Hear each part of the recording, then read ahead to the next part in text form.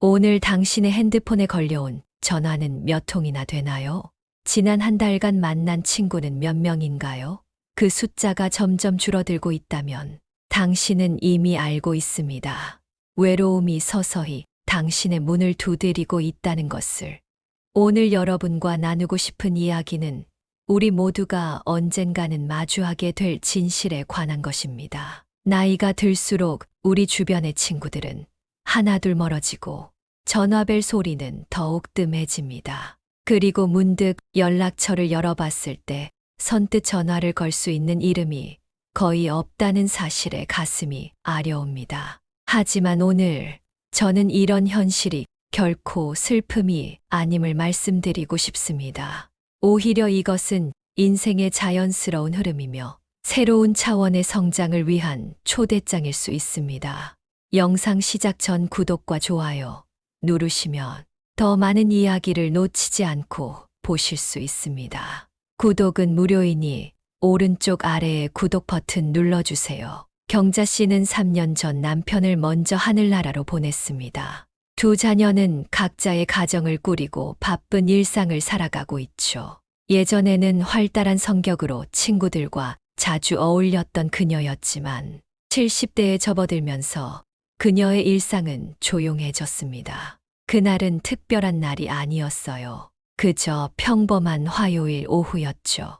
오랜만에 누군가와 이야기를 나누고 싶어서 핸드폰을 집어들었습니다. 연락처를 쭉 넘기다가 문득 깨달았어요. 정말로 지금 당장 전화를 걸어볼 수 있는 사람이 한 명도 없다는 것을. 경자 씨는 그 순간 처음으로 진짜 고독을 느꼈다고 합니다. 젊었을 때는 상상도 할 수 없었던 감정이었죠. 그녀의 핸드폰에는 여전히 수십 개의 이름이 저장되어 있었습니다. 하지만 그 중 상당수는 안 보는 사이가 된 친구나 오랫동안 연락이 끊긴 지인들, 혹은 이제는 서로의 삶에서 의미를 잃어버린 관계들이었습니다. 처음에는 정말 두려웠어요. 내가 이제 완전히 혼자가 된 건가 하는 생각에 가슴이 서늘해졌죠. 하지만 그 순간이 저에게는 전환점이 되었습니다. 친구는 왜 사라졌을까? 인생의 후반부에 접어들면서 친구가 줄어드는 현상은 사실 매우 자연스러운 일입니다. 여기에는 몇 가지 분명한 이유가 있습니다. 첫째, 삶의 환경이 변화합니다. 젊었을 때는 학교, 직장, 육아와 같은 공통된 경험을 통해 쉽게 관계를 맺고 유지할 수 있었습니다. 하지만 은퇴 후에는 이런 자연스러운 만남의 장이 사라집니다. 둘째, 인생의 유한성을 자각하게 됩니다. 70대, 80대로 접어들면서 주변 친구들의 건강 문제나 세상을 떠나는 소식을 접하게 되죠. 경자 씨는 지난 5년간 5명의 친한 친구를 영원히 떠나보냈습니다. 그럴 때마다 그녀는 자신의 남은 시간에 대해 더욱 깊이 생각하게 되었습니다. 셋째, 체력과 에너지가 감소합니다. 젊었을 때는 하루 종일 친구들과 어울리고 밤늦게까지 수다를 떨어도 문제 없었지만 이제는 한 번의 외출이 몸에 큰 부담이 되기도 합니다. 예전에는 친구들과 만나면 에너지가 넘쳤어요. 하지만 이제는 2시간만 대화해도 지치고 집에 돌아가고 싶다는 생각이 들곤 해요. 그러다 보니 점점 약속 자체를 잡지 않게 되었죠. 경자 씨의 이런 경험은 결코 특별한 것이 아닙니다. 많은 노년층이 비슷한 상황을 겪고 있으며 이는 인생의 자연스러운 흐름입니다. 그러니 친구가 줄어든다고 해서 너무 슬퍼하거나 불안해할 필요는 없습니다. 오히려 이런 변화를 인생의 새로운 장으로 받아들이는 것이 중요합니다. 혼자 있는 시간이 무섭던 때, 처음에 경자 씨도 이런 고독의 시간이 무척 두려웠습니다. TV만 켜놓고 하루 종일 아무도 대화하지 않은 날이 있었어요. 카카오톡 알림 한 번 울리지 않고 며칠이 지나가기도 했죠. 그럴 때면 마치 세상에서 잊혀진 사람이 된 것 같은 기분이 들었습니다. 그녀는 처음에 이 외로움을 견디기 위해 여러 방법을 시도했습니다. 텔레비전을 하루 종일 틀어놓기, 쇼핑몰에서 목적 없이 시간 보내기, 자녀들에게 자주 전화하기 등 말이죠. 하지만 이런 방법들은 일시적인 위안만 줄 뿐 근본적인 해결책이 되지 못했습니다. 어느 날 문득 깨달았어요. 내가 무서워하는 것은 혼자 있는 시간이 아니라 나 자신과 마주하는 것이었다는 걸요. 그동안 나는 늘 다른 사람들과의 관계 속에서 나를 정의해왔어요. 누구의 친구, 누구의 아내, 누구의 어머니로 말이죠. 하지만 이제는 그냥 나로서 살아가야 했습니다. 이 깨달음은 경자 씨에게 큰 전환점이 되었습니다. 그녀는 혼자 있는 시간을 피하기보다는 그 시간을 어떻게 의미 있게 보낼 수 있을지 고민하기 시작했습니다. 그리고 서서히 혼자 있는 법을 배워나갔습니다. 경자 씨는 자신만의 일상 루틴을 만들었습니다. 그녀는 이것을 사오정 시간표라고 부릅니다. 혼자 사는 노인이라고 해서 하루를 허투루 보내지 않겠다는 다짐이 담긴 이름이죠. 사오정은 사람답게 오래 정신 차리자의 줄임말이에요. 제가 만든 말이죠. 경자 씨는 수줍게 웃으며 말합니다. 그녀의 하루는 이렇게 흘러갑니다. 아침 6시 기상과 함께 스트레칭. 젊었을 때 요가를 배웠는데 그때 배운 간단한 동작들로 몸을 깨웁니다. 아침 7시 동네 공원 산책. 매일 같은 길을 걷지만 매일 다른 것들이 보여요.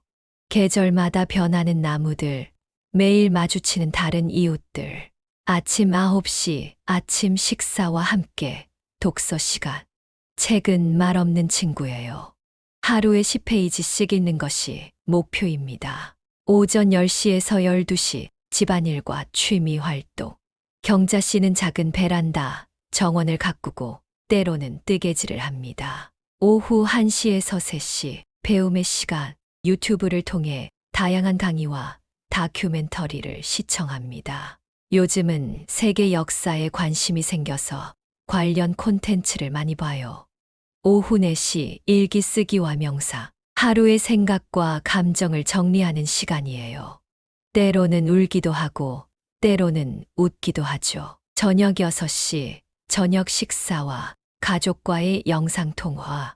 일주일에 2번은 아이들과 영상통화를 해요. 얼굴을 보면서 이야기하면 마음이 따뜻해집니다. 저녁 8시 감사노트 작성. 하루 동안 감사했던 일 3가지를 적어요. 아무리 힘든 날도 감사할 일은 있더라고요.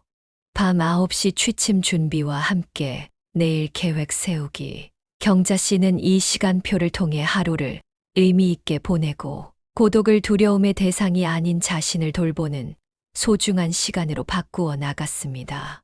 내 안에 나와 대화하는 법. 경자 씨는 혼자 있는 시간을 통해 자신의 내면과 대화하는 법을 배웠습니다. 이것은 그녀에게 가장 큰 변화였습니다. 예전에는 항상 밖에서 즐거움을 찾았어요. 친구들과의 모임, 여행, 쇼핑. 하지만 이제는 내 안에서 기쁨을 찾는 법을 배우고 있습니다. 경자 씨가 자신과 대화하기 위해 사용하는 방법 중 하나는 자문자답 일기입니다. 그녀는 자신에게 질문을 던지고 그 질문에 솔직하게 답변을 적는 식으로 일기를 씁니다. 오늘 가장 행복했던 순간은 언제였나요? 아침에 산책하다가 벚꽃이 피기 시작한 것을 봤을 때요. 지금 가장 걱정되는 것은 무엇인가요? 건강이 갑자기 나빠질까봐 두려워요. 특히 혼자 살다 아프면 어떡하나 걱정돼요. 그 걱정을 덜어줄 수 있는 방법은 무엇이 있을까요?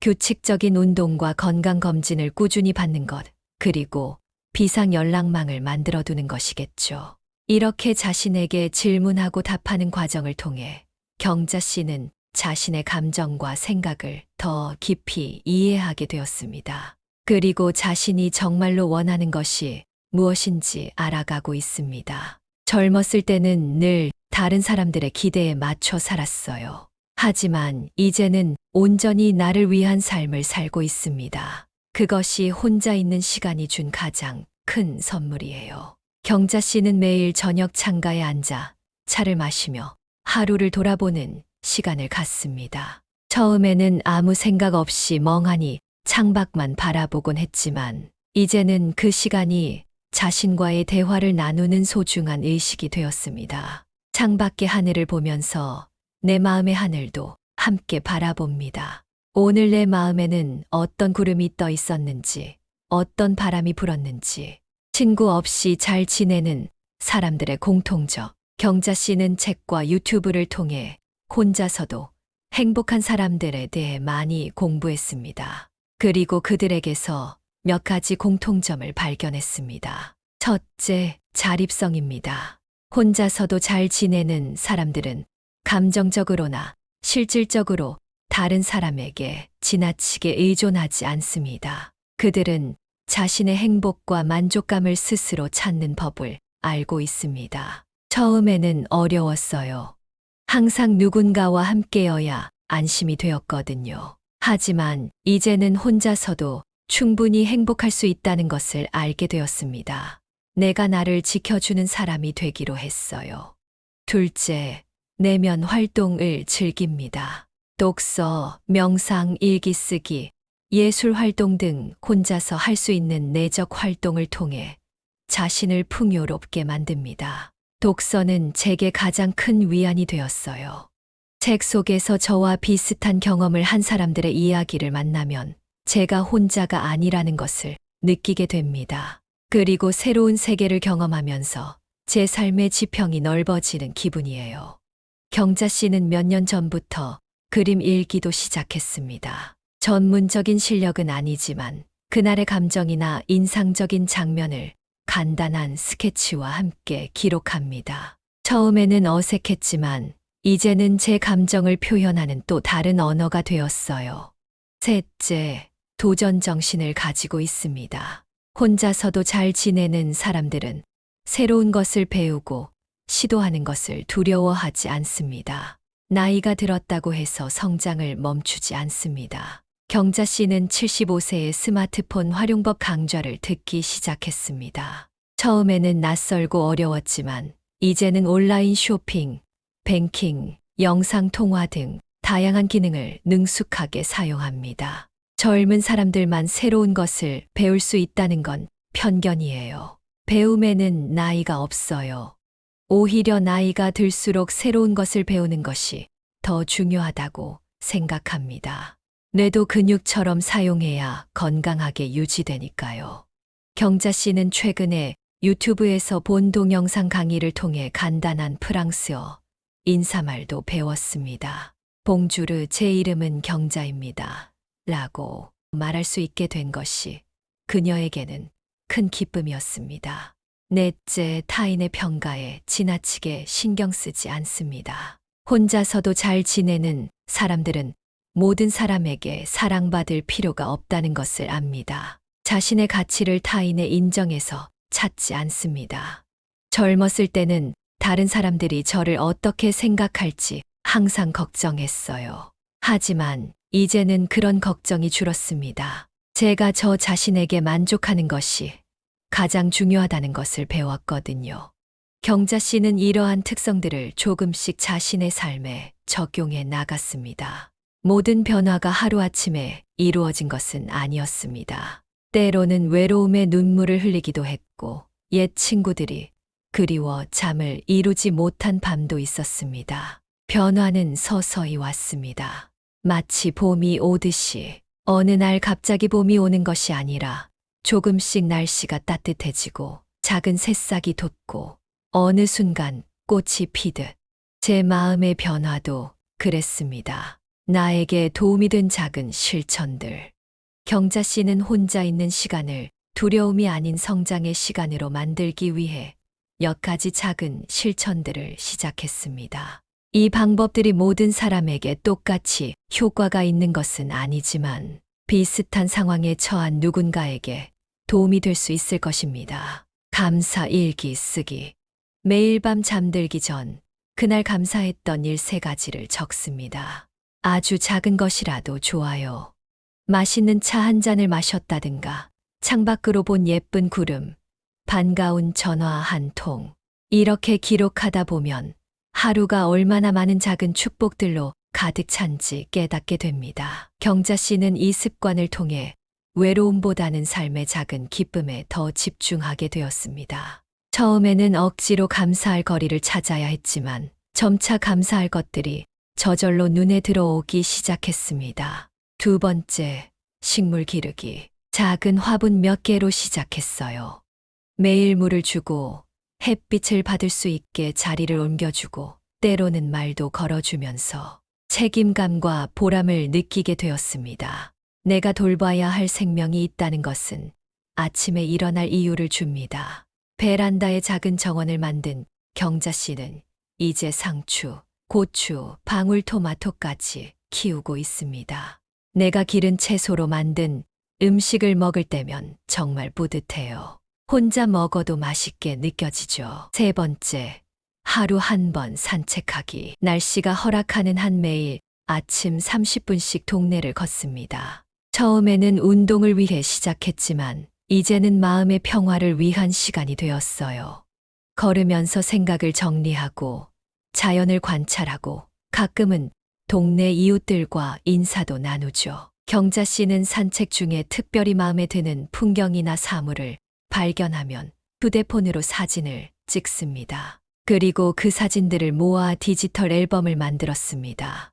내가 본 일상의 아름다움 컬렉션이에요. 기분이 우울할 때 이 사진들을 보면 마음이 밝아집니다. 네 번째, 나만의 의식 만들기. 매일 아침 차 한 잔을 마시는 시간은 저에게 성스러운 의식과 같아요.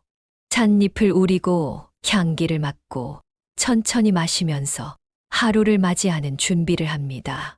이런 작은 의식이 혼자 사는 삶에 안정감을 줍니다. 경자 씨는 일요일 저녁에는 특별한 시간을 갖습니다. 좋아하는 음악을 틀어놓고 촛불을 켜고 한 주를 되돌아보며 다가올 한 주를 계획합니다. 이 시간은 저에게 마치 교회에 가는 것과 같은 의미가 있어요.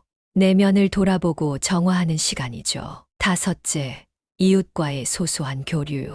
경자 씨는 같은 아파트에 혼자 사는 이웃 할머니와 일주일에 한 번씩 차를 마시는 시간을 갖습니다. 깊은 친구 관계는 아니지만 서로의 안부를 묻고 일상을 나누는 이 시간이 큰 위안이 됩니다. 김 할머니와 저는 서로의 건강을 확인하는 암묵적인 약속이 있어요. 커튼이 열리지 않거나 이틀 연속 만나지 못하면 서로 문을 두드립니다.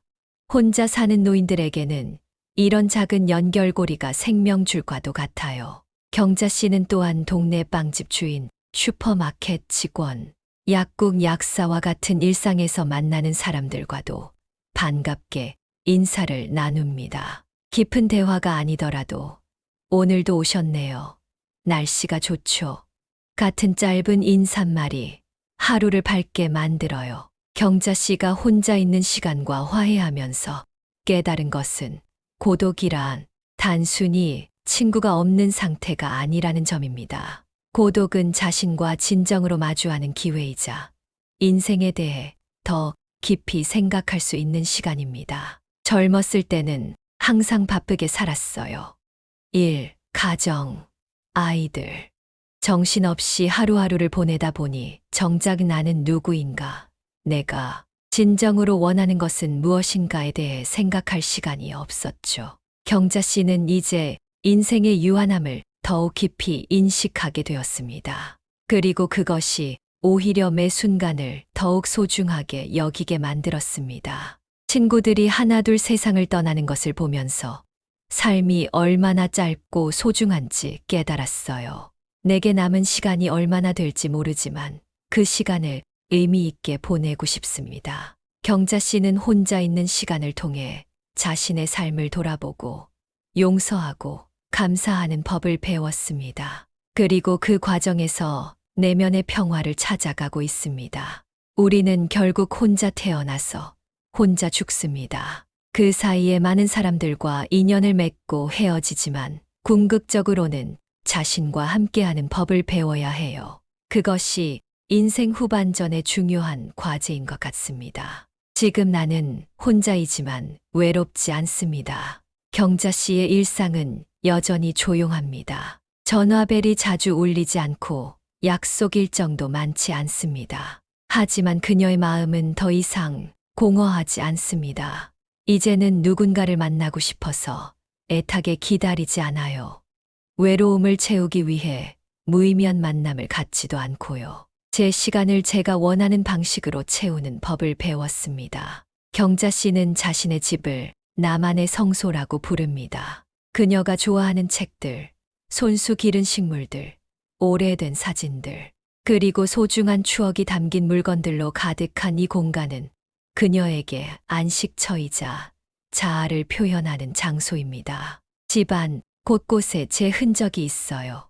젊었을 때는 다른 사람들의 취향이나 유행에 맞추려고 했지만 이제는 제가 정말 좋아하는 것들로만 집을 채웠습니다. 그래서 이 공간에 있으면 제 자신과 더 가까워지는 느낌이 들어요. 경자 씨는 지난해 겨울 감기로 일주일 동안 거의 집 밖에 나가지 못했던 때를 회상합니다. 젊었을 때라면 그런 상황이 견디기 힘든 감옥처럼 느껴졌을 텐데 이상하게도 그다지 힘들지 않았다고 합니다. 물론 몸이 아픈 것은 괴로웠지만 혼자 집에 있는 것 자체는 더 이상 두렵지 않았어요.